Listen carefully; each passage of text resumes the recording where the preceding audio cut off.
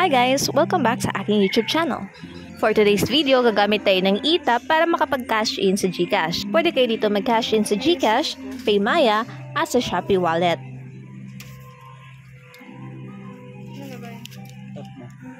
First thing ay i-click natin itong number 1. Then, piliin natin ang GCash. Click Proceed. Enter your GCash number. Enter amount desired to cash in.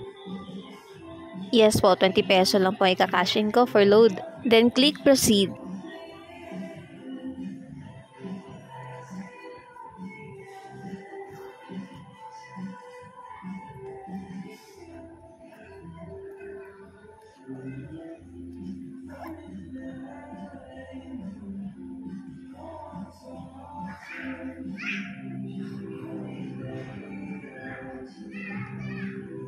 Then, pili lang tayo mode of payment which is cash. Okay, yan.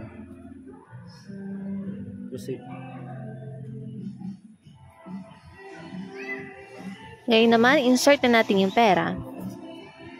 So, mga 3 ulit ko yung ginawa kasi niluluwa lang ng machine.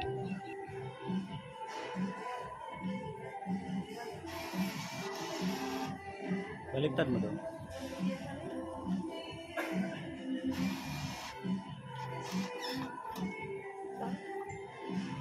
Then, you can print your receipt or di kaya picturean nyo na lang. Kung kayo po ay hindi pa nakasubscribe sa aking YouTube channel, please don't forget to like, subscribe, share this video, and comment below kung may natutunan kayo sa video na to. Yun lamang po. Thanks for watching!